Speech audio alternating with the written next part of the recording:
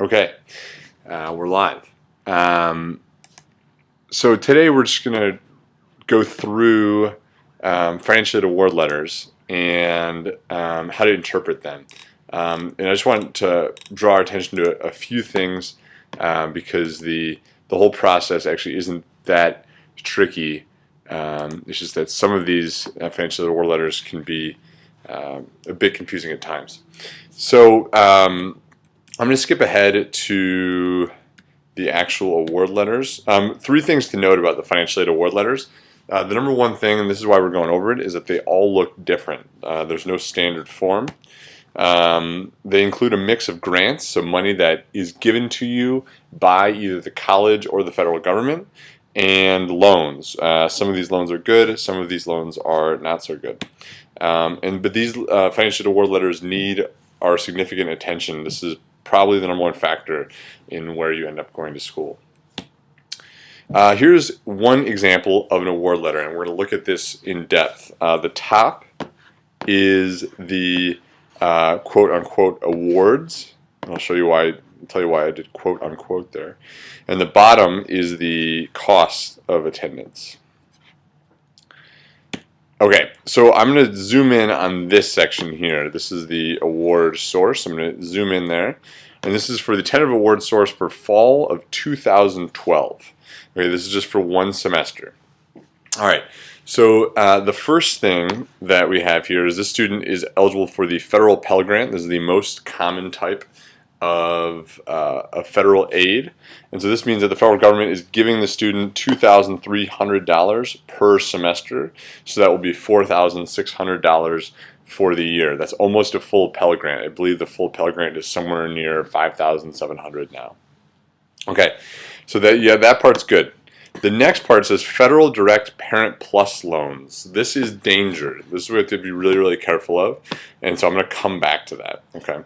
The third one is the Federal Direct Stafford loan. This is also called the Federal Direct Subsidized loan, and this is basically a good loan for students to take out. It's low interest, around 4%.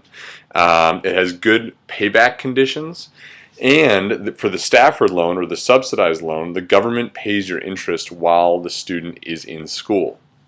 The maximum amount a student is eligible for in their freshman year is $3,500 in these loans.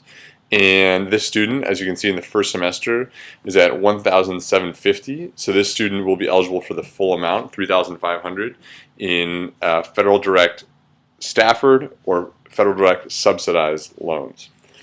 The next one down is another good loan. This is the exact same loan. The only difference is this one is unsubsidized. So the government does not pay the interest rate while you're in school. The interest rate just gets capitalized onto the original loan amount. So it just gets added to the original loan amount.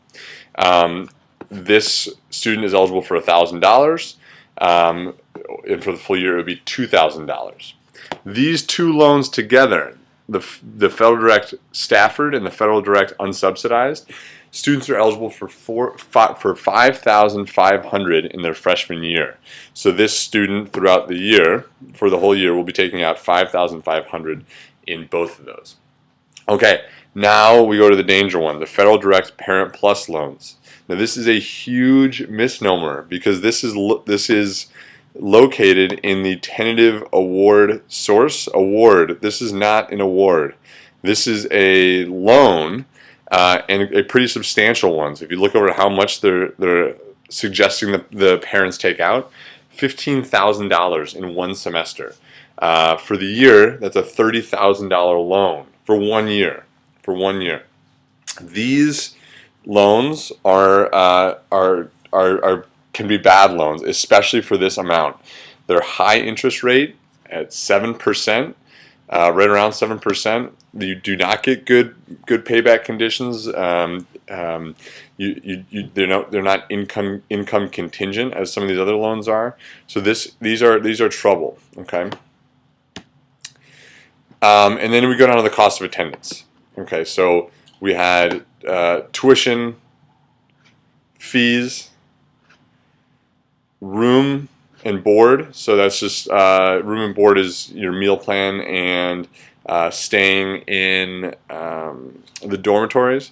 And then these ones, you'll see these on some award letters, but not on others. Books and supplies, personal expenses, transportation. These are ones that are not billed, but you know, students will still have to pay. The amount will change though. So this is for books and supplies. It says $2,000. That may be high. Some students may be able to get their books for less. Personal expenses. This says $2,500. Again, that may be high. And transportation, $1,800. Again, that may be high as well. So those could go down some, but we see the total costs for the year come to $40,841. Okay. Now, if we want to find out what our gap is, we just take that cost of attendance, $40,841. We subtract the family contribution. So this is the amount that the federal government and the school think that the family can pay. This is the family contribution.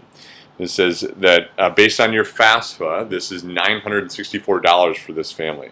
And again, just to reemphasize, this college was recommending the parent take out $30,000 in loans, yet only thinks that the family can contribute $964 to the student's education. So you can see how dangerous these Parent Plus loans are.